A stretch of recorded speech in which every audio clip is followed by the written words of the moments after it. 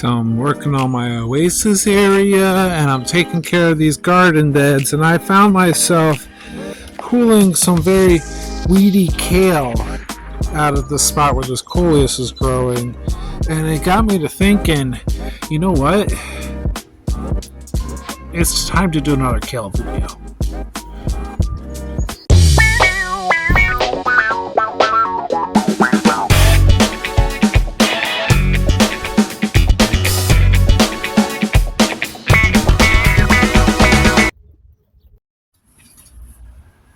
Hello, friends. So, last year we had a lot of different types of kale plants. I think either last year or the year before, I had like 9 different varieties of kale. I think it was the year before last year. This year, there was very few kale plants that I intentionally sowed seed for. A bunch that I transplanted from one place of the garden to intentional places of the garden. And very few of those seeds I intentionally sowed that actually took root and grew and weren't crowded out by the volunteer kale. Some of these are like the kale that I salvaged.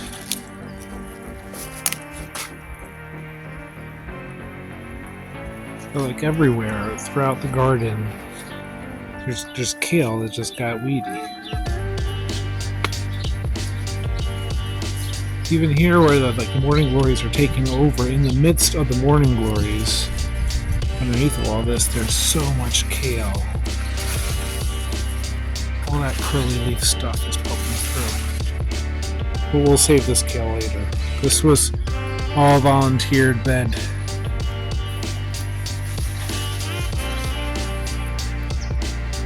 We had so much volunteer kale. It was a primary weed throughout the garden. Much of it I had to yank out because it was crowding out some other stuff. We wanted to have variety in the garden, not just kale all over the place.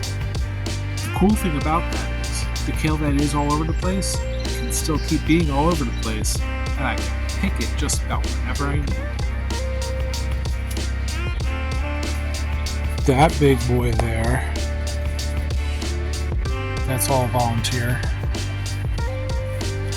And I mean, like, the leaves are so huge, it only takes a couple to really make a salad.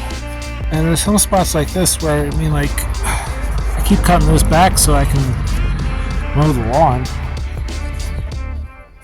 But anywhere where it would grow and I didn't have a reason to pull it out, the kale is just popping up everywhere. Now, there's so much kale that I'm going to have to figure out making kale powder or something like that. Dehydrating. I need to do more with the kale. I need to preserve this kale so that in the off season I can pull out my jar of kale powder and say, oh, I can mix this in with some smoothies now or something. I don't know. I enjoy my kale. And then there's the intentional kale. This area was intended to be the kale bed this year, and it has done its thing. I enjoy my kale because it's easy to grow. It's fascinating to grow. There's not like a million varieties of it, but it's a biennial, so it grows every other year type deal. A lot of the kale that got established as seedlings this year, I know next year are just going to come back on their own, do really strong, and drop a ton of seed. We had some plants that went to seed much earlier in the season. I need to pull those dead plants out, but those seeds have poured all over the place in here. We have some that are just now going to seed. I need to make sure I actually collect some of that seed. But this kale bed, and I'll keep making this the kale bed intentionally.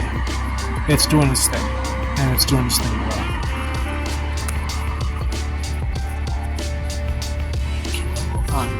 Upon kale. And then I would be amiss if I didn't mention the sea kale. It's not a brassica, it's a different genus, but we call it kale, and it functions the same in the garden, in the kitchen.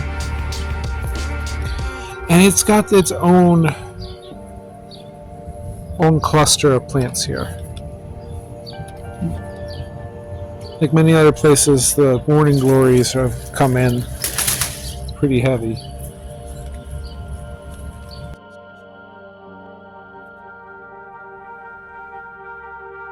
It's one of those things that it's going to grow well enough that I can, if I wanted to, probably go back through all these videos I've recorded and check out how the cross pollination has affected the seeds that I keep collecting year after year.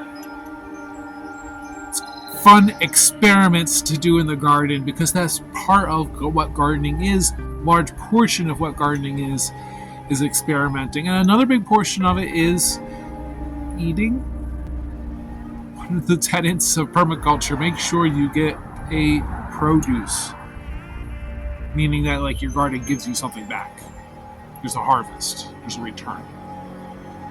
And kale is a very easy return, so check that off the list. Thanks for coming along and exploring the kale of 2026.